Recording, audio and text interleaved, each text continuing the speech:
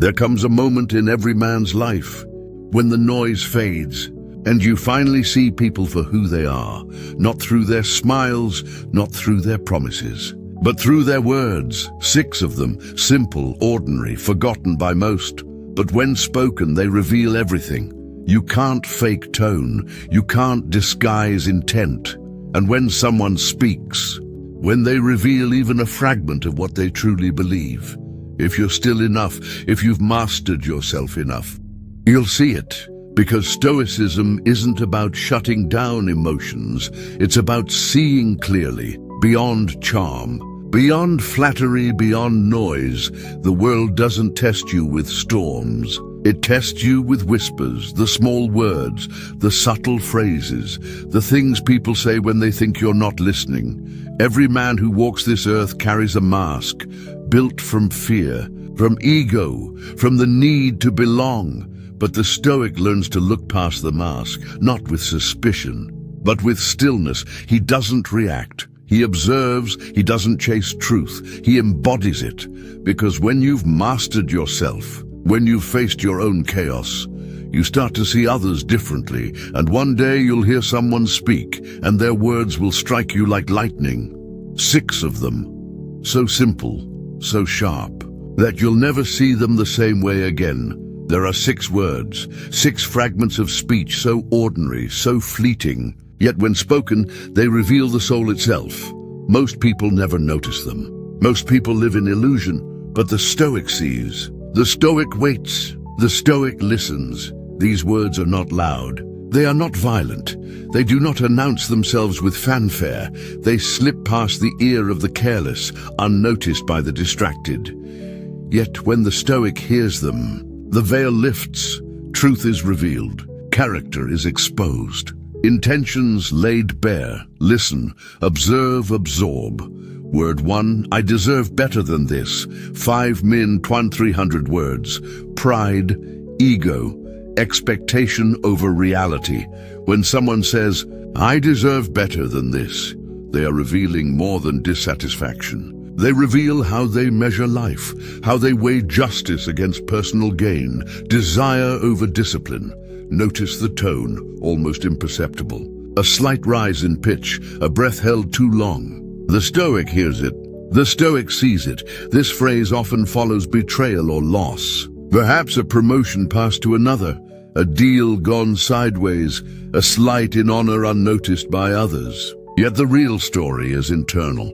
The speaker says, I deserve better than this, and in that utterance, their nature is displayed, prioritizing ego over loyalty, reward over principle, appearance over truth. Imagine the Stoic observing silently. He feels the pulse of pride, the weight of expectation. He notes, he catalogues, he understands. Anger would be wasted. Complaint would be weakness. Observation is power. The Stoic recognizes the pattern. He does not intervene unnecessarily.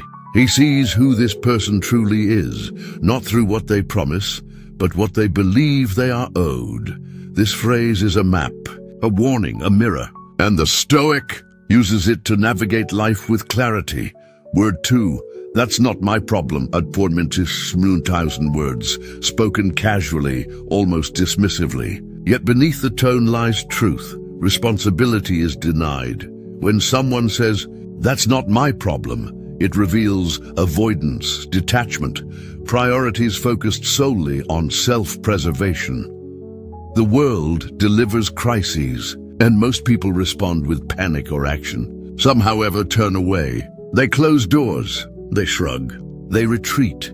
Imagine the Stoic observing a friend refusing to help when stakes are high. The temptation is anger, confrontation, resentment, but the Stoic does not react. He watches. He sees the pattern, catalogues the behavior, and stores it for wisdom later. Here lies the key. Energy is finite. Effort must be directed with precision. The Stoic knows when to act and when to observe. He understands that refusing to expend effort on those who reject responsibility is not cruelty, it is mastery. In observing detachment, the Stoic strengthens his own internal boundaries. choosing wisely where he invests his time, trust, and energy. Word 3, I told you so. 4 Minbash 1000 words, arrogance dressed as wisdom. I told you so is not a phrase of insight. It is a phrase of triumph at the expense of another's misstep. It is the sound of validation sought in the failure of others. Notice the timing, the subtle emphasis, the way it lands in the moment of your frustration. The world wants you to respond, anger, correction, revenge. But the Stoic observes silently. He understands that reacting is giving away control. Instead, he watches, catalogues, and learns. The essence is this: those who seek validation through others' failures are revealing weakness, not strength. There, I told you so is a glimpse into their obsession with superiority over collaboration. The Stoic's mind is calm. He does not retaliate. He does not judge rashly. He simply absorbs the truth of their nature and fortifies his own integrity. Word 4, you wouldn't understand. Ramin base 1000 words, condescension, withdrawal, a subtle fortress built around ego and fear. These words are rarely about knowledge. They are about control. They draw boundaries invisibly, signaling, I will not meet you where you are. Imagine reaching out, seeking connection, and being met with this phrase. Isolation begins to sting. Frustration rises. Betrayal surfaces, yet outwardly all is calm. The Stoic observes, respects the boundary, and redirects energy inward. He does not waste effort forcing understanding from one unwilling to bridge the gap. Mastery is knowing where to expend effort and where to conserve it. The lesson is twofold. Some cannot be reached, and that is not a failure on your part. And second, observing such withdrawal trains your own discipline, patience, and emotional resilience. Word 5, I can't help it. 5 into 300 words. Weakness disguised as inevitability. These words reveal surrender. Surrender to circumstance, emotion, habit. Responsibility denied. Agency abandoned. When spoken, they expose the inner struggle, the fracture between what one knows is right and what one allows. The Stoic hears this and recognizes a mirror. Observation is not judgment but reflection. The surrender of another is a warning.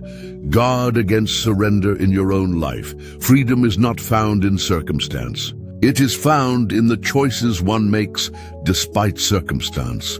Imagine standing across from this person. The temptation is frustration, pity, or despair. Instead, the Stoic observes, absorbs, and strengthens his own resolve. This phrase, seemingly benign, is a test of character. The Stoic internalizes it as fuel for discipline, a reminder that agency is sacred, and self-mastery is the only true power. Word 6, it's fine when it is clearly not. 5 Minna, 1300 words, the ultimate veil. Calm over chaos, concealment over honesty, pride over vulnerability. This phrase hides storms beneath serenity. It masks fear, anger, shame, and resentment. The Stoic listens carefully, observes micro-expressions, reads between the lines. It's fine when clearly it is not. Reveals the truth. Preparation for conflict, internal or external, hidden behind social masks. Mastery is achieved not by confronting this immediately, but by cultivating calm, awareness, and patience. The Stoic waits, observes, and acts with precision, guided by truth rather than impulse. This phrase teaches the power of subtle perception, noticing what is not said, reading what is hidden, and maintaining poise amid turbulence. 6 words, 6 mirrors, 6 instruments of clarity. They do not incite rage. They do not demand confrontation. They demand mastery. Mastery over reaction. Mastery over assumption. Mastery over life itself. When you understand these words, you understand people. And when you understand people, you begin to understand yourself.